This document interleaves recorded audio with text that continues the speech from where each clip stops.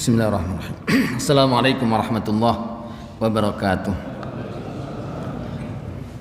Alhamdulillah nahmaduhu wa nasta'inuhu wa nastaghfiruh wa nu'minu bihi wa natawakkalu alaihi wa na'udzu billahi min shururi anfusina wa min sayyiati a'malina. May yahdihillahu fala mudilla lahu wa may yudlilhu fala hadiya lahu. Asyhadu an la ilaha illallah wahdahu la syarika lahu wa asyhadu anna Muhammadan abduhu wa rasuluhu alladzi la nabiyya ba'dahu ila yaumil qiyamah. Allahumma shalli wa sallim wa barik ala nabiyyina Muhammadin ibn Abdillah wa ala alihi wa ashabihi wa man walah. Rabbi shrah sadri wa yassir amri wa hlul 'uqdatam min lisani yafqahu qawli. Rabbana subhanaka la ilma lana illa ma 'allamtana innaka antal alimul hakim. Iftah lana abwaaba rahmatika wansur alaina khaza'inatika dzal jalali wal ikram. Allahumma in sa'altuka ma 'allamtana fardituhu lana hajatina ilaihi wa la tansani ya rabbal alamin.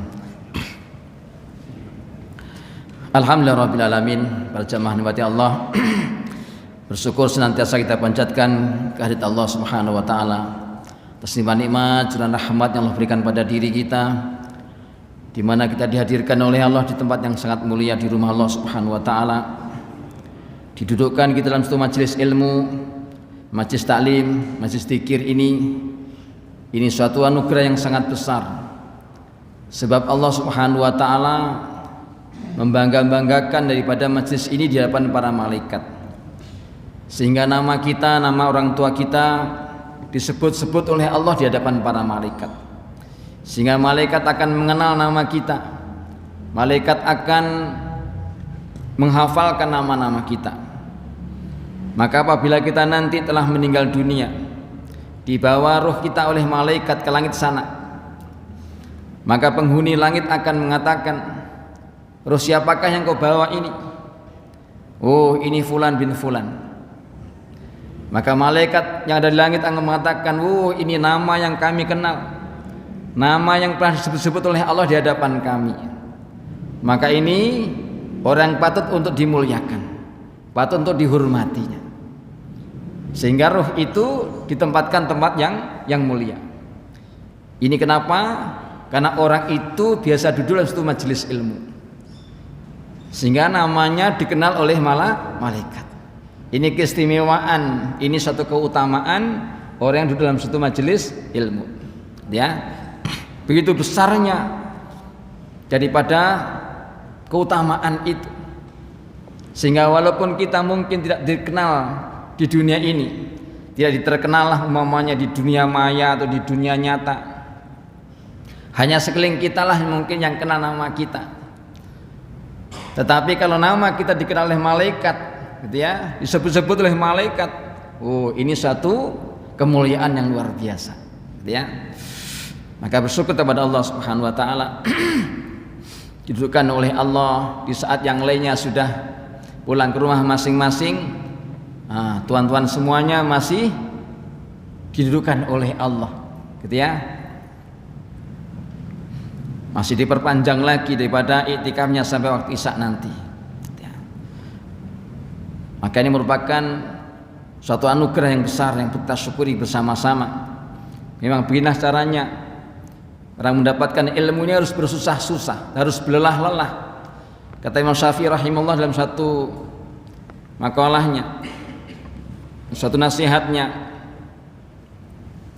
yang pertama adalah, kata Imam Syafi'i, kalau orang itu tidak mau menanggung lelahnya mencari ilmu, maka orang itu nanti akan menanggung daripada payahnya dalam kebodohan selama-lamanya. Orang ketika mudanya nggak mau belajar ilmu agama nggak belajar, ilmu umum nggak belajar, nanti masa tuanya ya jelas plonga-plongo, Pak, gitu ya. Jadi nggak ngerti apa-apa, dimajukan perkara dunia gak ngerti, dimajukan perkara agama tidak tahu, gitu ya. Kenapa? Karena dulu tidak mau berlelah-lelah untuk belajar ilmu, gitu ya. Masya Allah. Ini yang tua-tua ngerti semua ini. Yang tua-tua udah tahu semuanya ini. Ini gara-gara dulu ini masa mudanya agak belajar, jadi gitu. Nah, Ya penting belajar itu ya, bagi masih muda-muda itu ya. Masya Allah. Yang kedua, kata Imam Syafi'i, cintailah, janganlah mencintai orang-orang yang tidak mencintai Allah. Jangan mencintai orang-orang yang tidak mencintai Allah. Kalau Allah saja dia tidak cintai, apalagi dirimu, gitu ya. Artinya apa? Kalau orang itu orang tidak soleh, orang itu tidak taat kepada Allah, orang itu tidak ahli ibadah, maka hanya akan membawamu kepada kebinasaan, kehancuran, kerugian, kesengsaraan, gitu ya. Tetapi apabila engkau mencintai orang-orang yang mencintai Allah, ini tentu orang-orang soleh, orang-orang ahli ibadah, orang-orang taat, gitu ya, maka orang-orang itu akan membawamu dalam satu keselamatan, gitu ya, kebahagiaan, kesuksesan, gitu ya. Supaya ini dekat dengan orang-orang baik-baik, dekat dengan orang-orang soleh, dekat para alim ulama, supaya kita terbimbing, supaya kita ini mendapatkan nasihat-nasihatnya, ya. Maka nasihatnya Imam Syafi'i begitu, jangan mencintai orang-orang yang tidak cinta kepada Allah. Karena kalau orang itu saja dengan kepada Allah tidak cinta, bagaimana dia akan mencintaimu? Gitu ya. Kepada Allah dia gak cinta, padahal Allah yang telah menciptakanmu, Allah yang telah memberikan nikmat padamu, memberikan karunia, nugerah, segala-galanya kehidupanmu, kok nggak cinta kepada Allah? Nah, bagaimana denganmu, ya, dengan orang lain yang tidak memberikan apa-apa kepadanya? Ini yang kedua, ya. Artinya kita ini disuruh untuk dekat dengan orang-orang yang baik-baik, orang-orang soleh, orang-orang taat kepada Allah, supaya kita ini terbawa, gitu ya, terbawa suasana kebaikan, ketaatan kepada Allah. Yang ketiga kata Imam Syafi'i, doa di saat malam hari, apalagi di sepertiga malam, itu bagaikan daripada panah yang mengenai sasarannya, gitu ya. Walaupun doa di setiap waktu juga boleh saja, baik-baik juga, gitu ya, tapi doa di saat itu, ya, di saat keheningan malam, gitu ya, sepertiga malam, di saat udara lagi sejuk, nikmat, enak, lagi enak-enaknya orang tertidur, dia terbangun, dia sholat, dia munajat, dia doa, maka digambarkan hal itu bagaikan daripada panah yang melesat mengenai sasarannya, gitu ya. Masya Allah. Wah, doa itu sudah dikabul oleh Allah, sudah diterima oleh Allah, sudah di-ACC oleh Allah. Tinggal tunggu daripada cairnya saja, Pak. Gitu ya. Yang penting sudah di-ACC oleh Allah, sudah diterima oleh Allah. Jadi doa makbul itu bukan berarti mesti langsung cair. Gitu ya. Yang penting sudah diterima oleh Allah, sudah di-ACC oleh Allah, gitu ya. Adapun cairnya terserah Allah, gitu ya.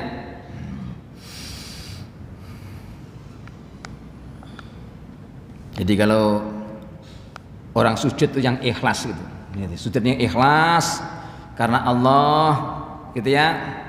Jadi gitu. Jadi tidak ada satu gedumel, nggak ada satu ya omelan lah gitu. Ya Allah, tahajud sudah saya kerjakan, duha sudah tiap hari saya lakukan, gitu ya. Al-Waqiah sudah hari-hari saya baca, gitu ya. Ini doa-doa macam-macam ini, gitu ya. Masya Allah.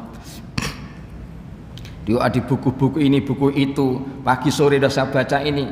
Tapi kok begini-begini aja nih, ya Allah. Nah, ini namanya sujudnya kurang ikhlas namanya, Pak. Gitu ya.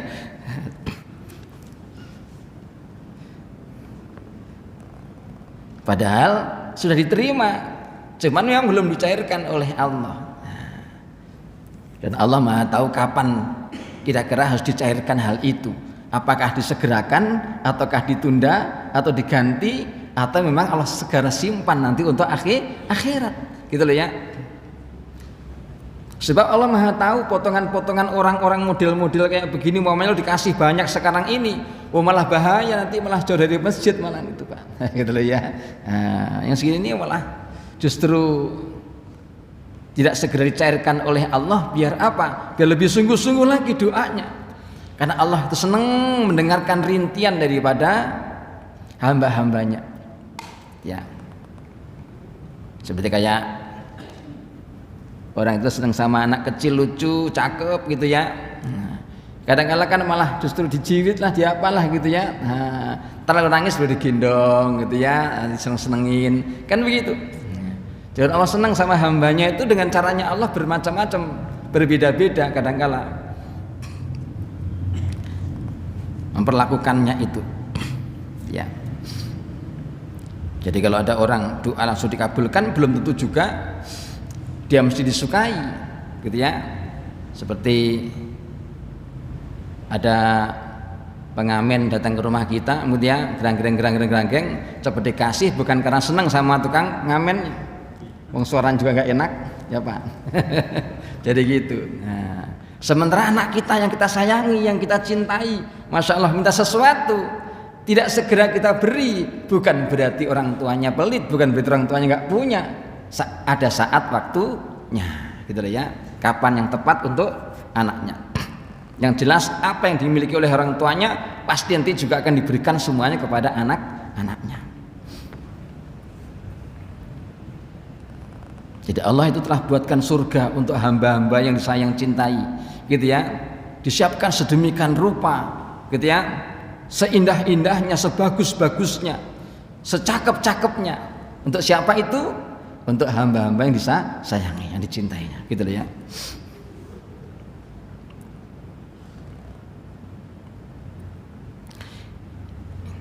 Yang keempat, apabila ada orang yang menasihatimu dengan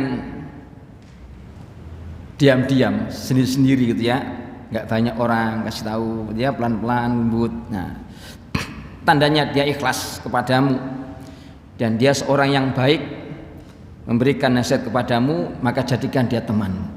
Dia orang baik, dia ikhlas betul ya, bisa menasihatimu gitu ya, dalam kesendirian, tidak seorang pun mengetahuinya kecuali hanya kau berdua, maka berarti orang itu ikhlas. Tapi kalau orang itu nasihatin di kalayak ramai gitu ya, di banyak orang begitu, kasih tahu gini gitu ya, nah sebetulnya orang itu tidak menasihati, tapi orang itu sebetulnya menghinakan. Maka berhati-hati. Imam Syafi'i rahimahullah seperti itu, gitu ya. Kita lanjutkan daripada makalah yang ke-26 yang lalu yang diberikan oleh Syekh Al-Bahri rahimahullah, yang menerangkan ketika Ibrahim bin Adham rahimahullah berjalan di suatu pasar Basrah, sehingga berkerumunlah orang-orang mendekati daripada beliau ini, karena orang-orang tahu ini seorang waliullah, ini seorang ulama di zaman itu, gitu ya. Kan menanyakan kepadanya tentang suatu ayat Al-Quran yang berbunyi ud'uni astajib lakum, doalah kamu kepadaku niscaya aku akan kabulkan padamu. Maka orang-orang mengatakan, wahai Syekh, wa inna nad'u falam mustajab lana, saya ini sudah berdoa, sudah lama saya berdoa, tapi doa saya ini enggak dikabul-kabulkan. Ya. Katanya Allah itu mengabulkan doanya orang-orang yang berdoa. Tapi saya sudah doa lama ini, tapi doa saya enggak dikabul-kabulkan oleh Allah. Gitu ya. Kalau orang itu biasa ngomel gedumel, terus mana itu janji Allah katanya mau mengabulkan itu? Ya, mungkin begitu ya Pak. Maka dijawab oleh Ibrahim Adham itu, matat qulubukum min asrati asya, dikatakan bahwasanya telah mati hati kalian karena 10 perkara ini. Ini yang menjadikan asbab doa-doamu enggak dikabulkan. Kenapa itu? Karena hatimu telah mati dari 10 perkara ini. Yang pertama, mari sudah ini. Araftumullah walam tu'addu haqqahu. Kamu kenal Allah, tetapi kamu tidak memenuhi daripada hak-haknya. Ini pertama. Kamu kenal Allah, kalau Allah itu zat menciptakanmu, yang memberikan rezeki kepada kamu, ya, yang memberikan nikmat karunia kepadamu, yang menghidupkan kamu, tetapi kamu tidak memenuhi daripada hak-haknya. Bagaimana doa akan dikabulkan kalau seperti itu? Gitu ya. Kamu malas gitu, ibadahmu malas, suratmu belentang-belentong, bolong-bolong begitu. Bagaimana bisa doa akan dikabulkan oleh Allah? Gitu ya. Dalam ayat itu kan terangkan, wa idza salaka ibadi anni fa inni qarib ujibu da'watad da'i idza da'ani falyastajibu li. Jadi orang itu akan dikabulkan doanya, itu syaratnya apa? Falyastajibu li. Syaratnya apa? Dia harus melakukan daripada apa yang Allah perintahkan kepadanya, ya. Menunaikan daripada apa yang diperintahkan oleh Allah, menunaikan hak-haknya Allah, ya. Wal yu'minu bi, dan beriman kepada Allah. Barulah Allahum yarsudun, baru akan diberikan Allah petunjuk bagaimana nanti akan diberikan oleh Allah apa yang diinginkannya itu.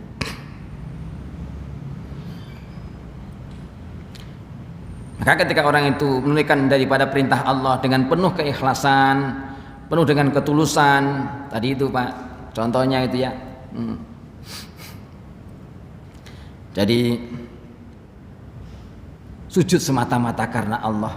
Apa saja yang digariskan Allah, ya Allah, saya ikhlas ya Allah. Kau gariskan aku, apapun yang kau kehendaki saya ikhlas. Mau gariskan saya kaya, gariskan saya sedang, gariskan saya miskin, udah pokoknya ikhlas saja. Gitu ya, apapun terjadi persoalan kepada diri kami pun juga ikhlas menghadapinya. Nah itu baru, gitu ya. Jadi nggak gedumel.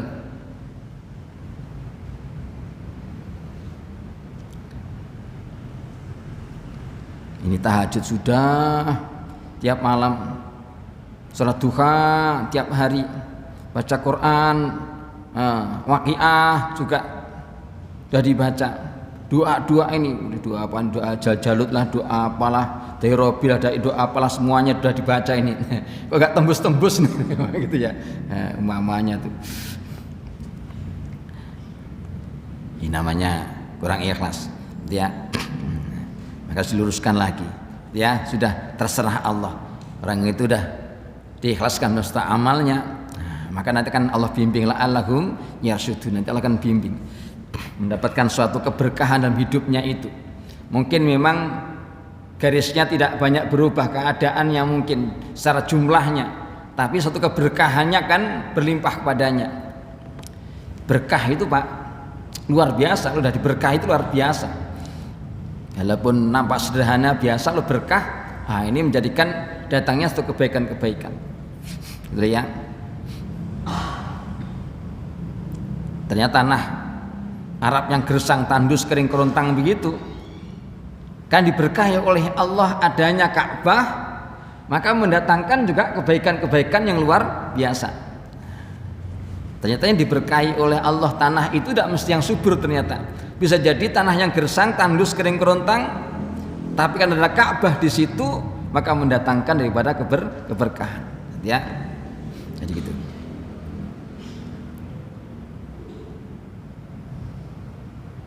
Wasani yang kedua, annakum qara'tum kitaballahi wa lam ta'malu bihi.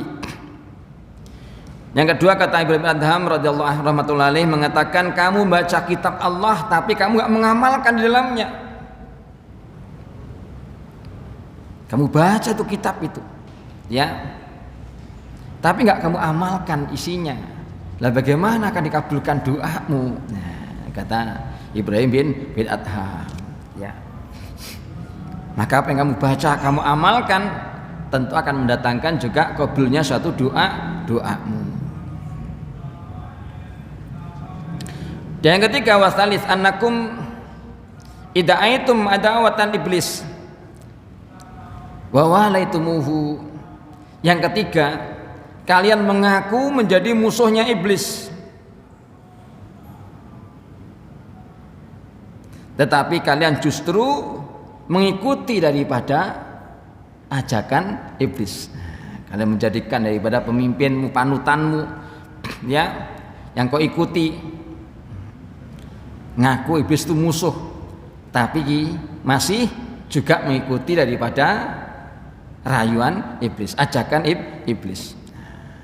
Nah, bagaimana doamu akan dikabulkan oleh Allah?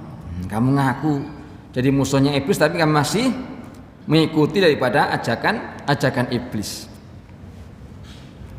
Ini yang ketiga, kata Ibrahim bin Adham, ini kan sebab daripada doa-doamu tidak dikabulkan oleh Allah. Warabi, dan yang keempat, annakum idda'aitum hubbar rasul wa taraktum atharahu wa sunnatahu. Kalian mengaku cinta kepada Rasul, tetapi kamu tinggalkan daripada amalan-amalan Nabi dan sunnah-sunnahnya, ya.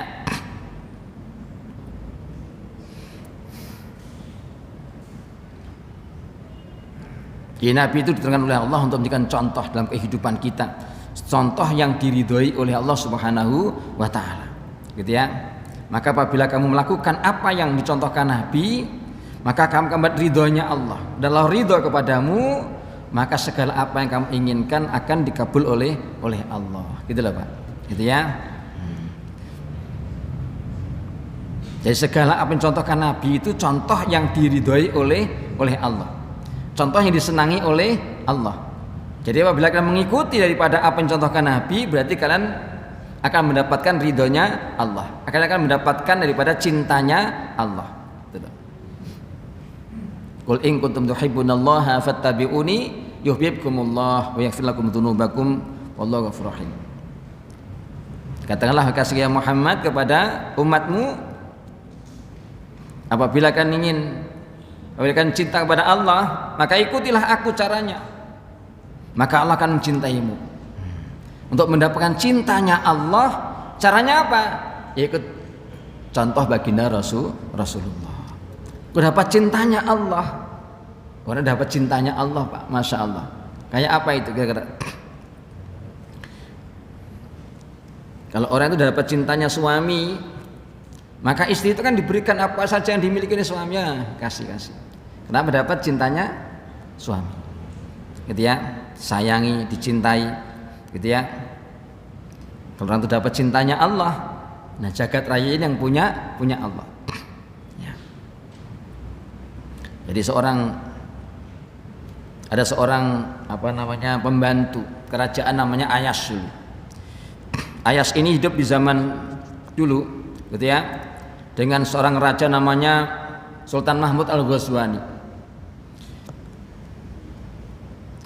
Dia seorang pembantu yang cerdas, cerdik gitu. Dia pembantu, gitu ya, tukang kebun, tukang bersih-bersih daripada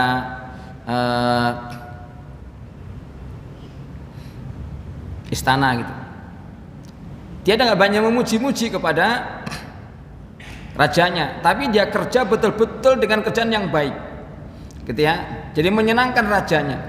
Ini anak ini luar biasa, gitu ya, kerjanya bagus, gitu ya, waktunya tepat dan seterusnya.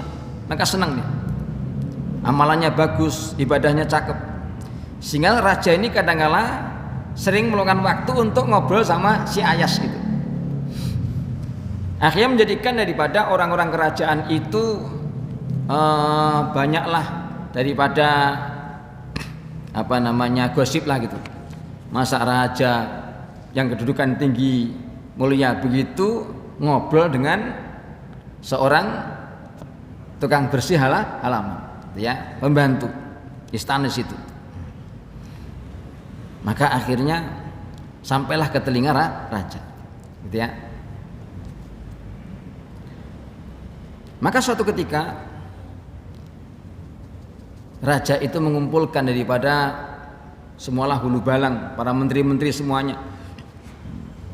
Sampai saat itu Ayas letakkan di samping daripada raja. Orang-orang sambil melirik satu dengan yang lainnya. Itu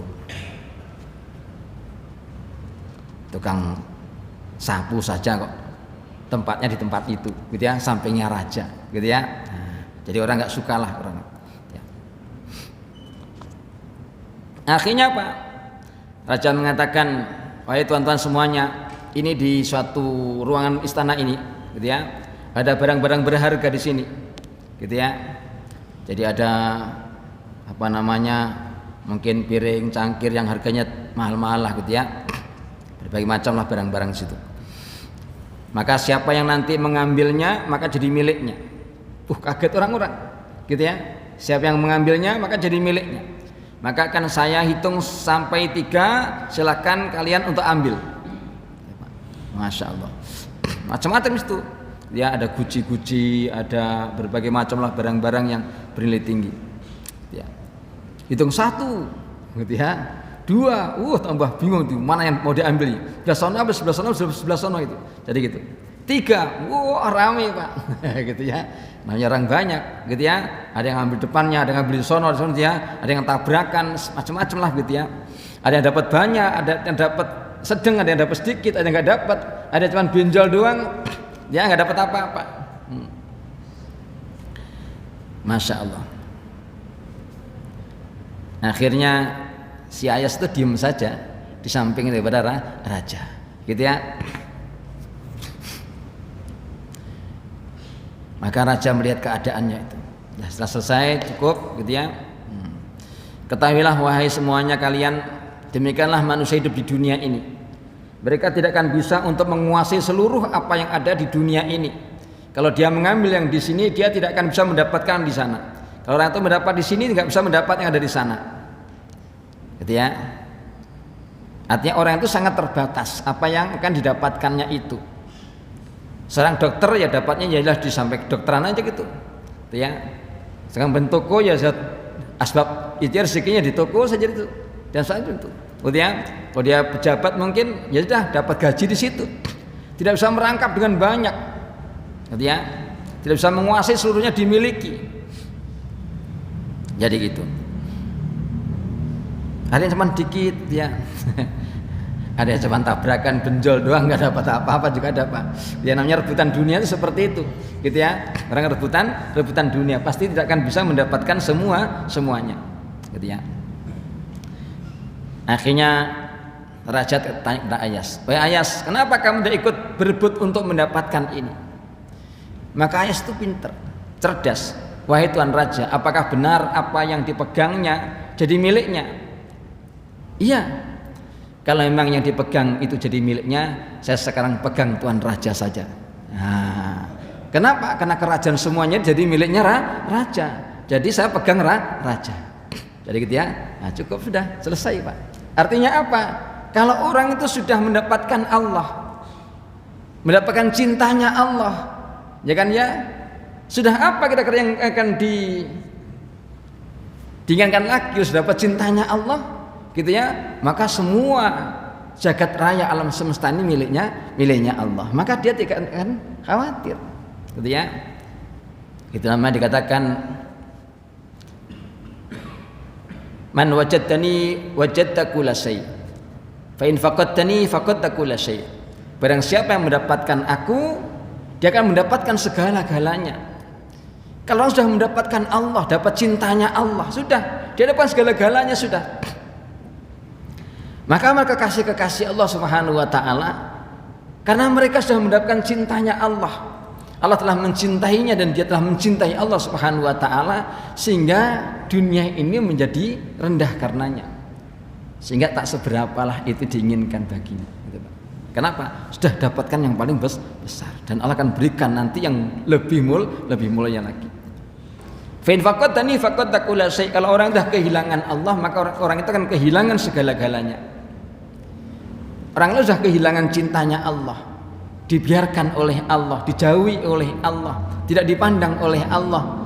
Sekalipun orang itu mendapatkan apapun yang di dunia itu dengan jumlah banyak Pak, maka tidak akan ada keberkahan dalam hidupnya. Jadi gitu.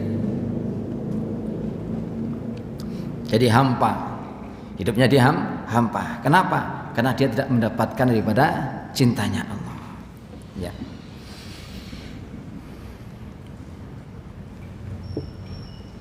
Wal khamis, yang kelima, innakum da'aitum hubbal jannah wa lam ta'malu laha.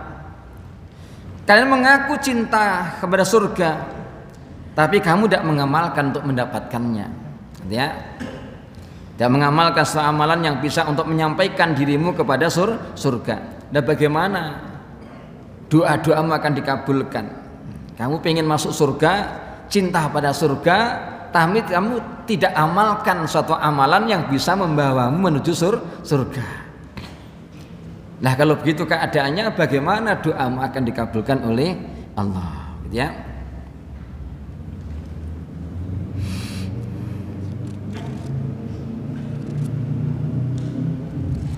Maka dalam sholat itu satu amalan yang sangat luar biasa, Pak, sholat itu. Saya pernah mendengar suatu ulama membaca suatu kitab itu, gitu ya, tingginya suatu sholat itu dibandingkan yang lainnya, sehingga sholat itu memang suatu kedudukan yang tak tertandingi oleh amal-amal yang lainnya, gitu ya. Jadi ketika orang itu membaca at-tahiyyatul mubarakatus shalawatut thayyibat atau at-tahiyyatu lillah assalatu wassalam as-salawatut thayyibatu lillah. Yang seterusnya itu ya, macam-macam itu versinya. Ada at-tahiyyatu lillah, az-zakiyatu lillah, gitu ya, baru terusnya. Kalau orang sudah mulai baca itu, katanya, orang sudah baca itu kan dibaca Nabi ketika Nabi itu sampai kepada Sidratul Muntaha. Katakan Sidratul Muntaha, maka Nabi ucapan itu at-tahiyyatul mubarakatus shalawatut thayyibatu lillah, gitu ya. Ketika orang dalam sholat itu, dalam tasyahud atau tahiyat yang baca itu orang mendapatkan nilai keuntungan bagaikan seperti orang yang haji dan umroh, katanya. Jadi gitu, Pak. Tingginya. Karena orang lo haji umroh lo nggak sholat nggak diterima. Terima nggak, Pak? Orang haji umrah tapi nggak sholat, terima nggak kira-kira? Jadi gitu ya. Jadi sholat itu luar biasa. Jadi orang ketika tahiyatul, jadi Nabi itu begitu sangat cerdasnya. Ketika sampailah di titik yang sangat tinggi, ya, tempat yang sangat mulia, yang sangat suci, ketika itu maka ucapan itu baru diucapkan oleh seorang manusia namanya bagi Nabi Muhammad Sallallahu Alaihi Wasallam. Ya. At-tahiyyatul mubarakatus shalawatut thayyibat, sehingga orang itu kan dapat nilai mendapatkan ibadah haji dan umroh, gitu ya. Nah, ketika orang itu membaca assalamualaikum ayuhan nabi wa rahmatullahi wabarakatuh, maka orang itu seolah mendapatkan nilai keuntungan orang yang berziarah kepada Nabi, dapat nilai keuntungan ziarah kepada Nabi. Sekarang haji umrah itu mahalnya luar biasa, Pak. Ya. Tapi ketika kita membaca tahiyat itu betul-betul kita hayati benar-benar tuh, gitu ya. At-tahiyyatul mubarakatus shalawatut thayyibat. Assalamualaikum ayuhan nabi wa rahmatullahi wabarakatuh. Dia sudah mendapatkan keuntungan gitu. Haji umrah dapat sebagaimana orang yang berziarah kepada Nabi, gitu ya. Nabi itu mendapatkan jaminan Allah, assalamualaikum ya Nabi, dapat warahmatullahi wabarakatuh. Maka Nabi inginkan tidak hanya dirinya, assalamu alaina wa ala ibadillahi sholihin. Ketika orang ucapkan assalamu alaina wa ala ibadillahi sholihin, maka seperti orang itu menziarahi para kekasih-kekasih Allah, para aulia-aulia Allah. Jadi gitu. Ini keuntungannya begitu. Dalam satu kitab diterangkan itu. Mendengar dibaca satu ulama itu, baru setelah itu malaikat Jibril memberikan satu tambahan jawaban malaikat itu, baru asyhadu alla ilaha illallah, ya, asyhadu anna muhammadar rasulullah, gitu.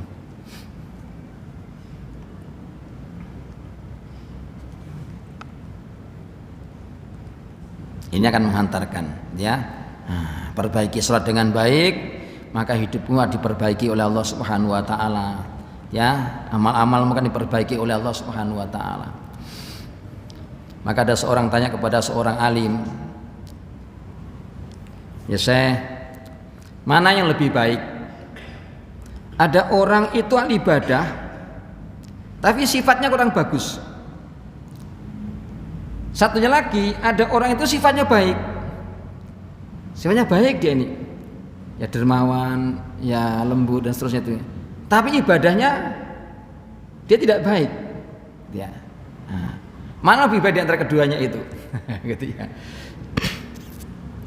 Akhirnya dikatakan oleh seorang ulama ini, seorang syekh ini, kedua-duanya baik. Kedua-duanya baik. Gitu ya. Kenapa? Maka yang satu, yang orang itu ahli ibadah itu insya Allah nanti akan dibimbing oleh Allah, sifatnya akan berubah menjadi baik karena ibadahnya. Yang satunya lagi, karena sifat-sifat yang baik itu nanti Allah akan bimbing orang itu, nanti ibadahnya juga menjadi baik. Terus orang itu tanya lagi, kalau begitu mana yang lebih buruk di antara keduanya? Yang lebih buruk daripada keduanya adalah yang mencari-cari keburukan di antara kedua orang itu. Gitu ya. Siapa itu yang nanya itu gitu ya. Orang yang nyari-nyari keburukan itu ya. Nah, itu namanya yang buruk katanya itu ya.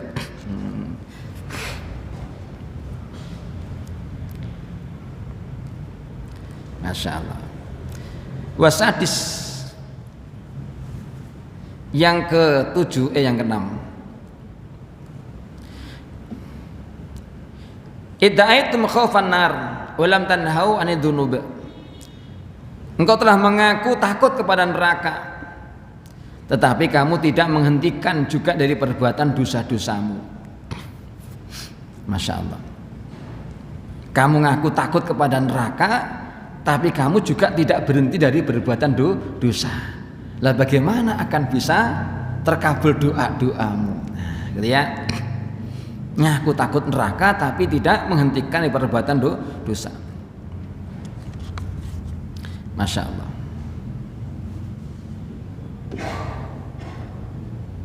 Ada seorang kiai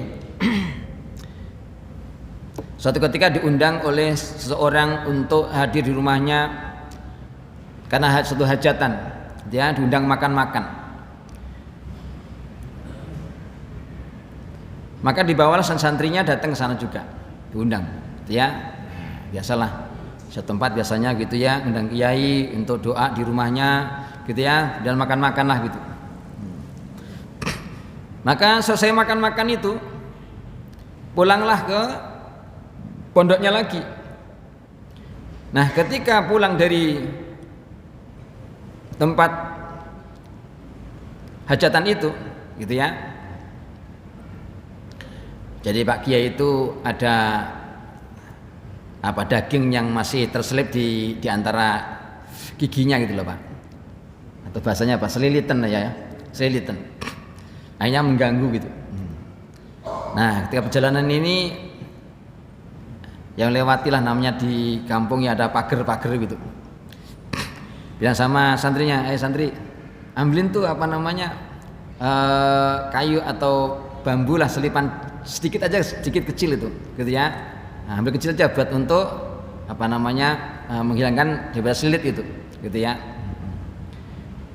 Diambillah daripada itu, diambil daripada bambu, disubek sedikit kecil, potek, gitu ya, kasihkanlah kiainya.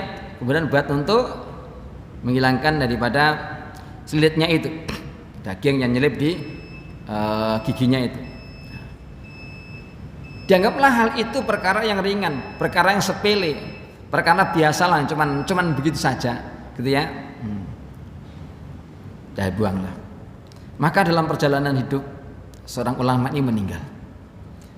Setelah meninggal dunia, dimimpikan oleh santrinya itu, yang dulu mengambilkan daripada tusuk gigi ini, gitu ya, dari pagar itu, pagar orang. Dilihatnya kiai dalam keadaan menderita gitu. Ini pucat, menderita, berdarah. Kaget itu. Wahai Pak Kiai, kenapa kok keadaanmu seperti itu? Bukankah amalanmu begitu luar biasa? Ibadahmu, sholatmu, puasamu, zikirmu, baca Qur'anmu, pengajian-pengajianmu yang kau sampaikan juga, gitu ya. Akhirnya apa?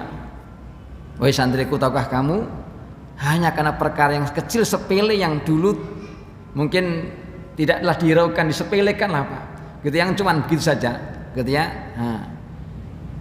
Yaitu ketika aku suruh kamu untuk mengambilkan daripada tusuk gigi lah, namanya gitu ya, di pagar orang itu, bisa gunakan, saya buang setelah itu, dan tidak izin kepada yang punya, itu yang menjadikan aku menderita sekarang ini. Bayangkan Pak, cuman segitu saja itu, cuman ya kalau minta izin mesti dikasih lah, cuman begitu, apalagi Pak Kiai yang minta, gitu ya. Tapi karena menganggap enteng ringan itu menjadikan daripada dirinya itu sampai menderita itu. Akhirnya apa? Dia bilang, tolong sampaikan kepada yang punya pagar itu untuk diikhlaskan. Akhirnya dia bangun pagiannya, maka langsung datang ke rumahnya daripada yang punya pagar itu, diceritakan hal itu dan minta keikhlasan. Kata pagar, oh iya nggak apa-apa, oh cuman gitu saja, gitu loh ya. Akhirnya nggak lama lagi mimpi lagi itu. Setelah mimpi lagi dilihatnya Pak Kiainya itu dalam keadaan Masya Allah, segar bugar, senang gembira, wajahnya ceria luar biasa. Dikatakan, Pak Kiai bagaimana keadaan? Saya sekarang keadaan begitu senang dan gembiranya, dan Allah telah mengampuni dosa saya, dan Allah telah menempatkan saya tempat-tempat yang sangat mulia. Ini Pak, satu pelajaran, perkara kecil tuh, coba bayangin, cuman selilit tuh, atau selilit apa namanya, ya, untuk gitu ya. Bayangkan kalau sampai miliar-miliar Pak, bagaimana kira-kira miliar-miliar itu kira-kira, apalagi sampai triliun-triliun gitu.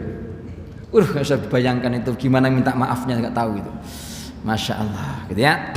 Nah, ini pelajaran ya, jangan menyepelekan sesuatu dosa ini walaupun nampak kecil, gitu ya. Kalau Allah tidak ridho itu membahayakan, gitu ya. Baiklah, beristighfar kepada Allah Subhanahu wa taala dan mendoakan kepada saudara kita muslim yang lainnya. Subhanakallahumma bihamdika asyhadu an la ilaha illa anta astaghfiruka wa atubu ilaik. Assalamualaikum warahmatullahi wabarakatuh.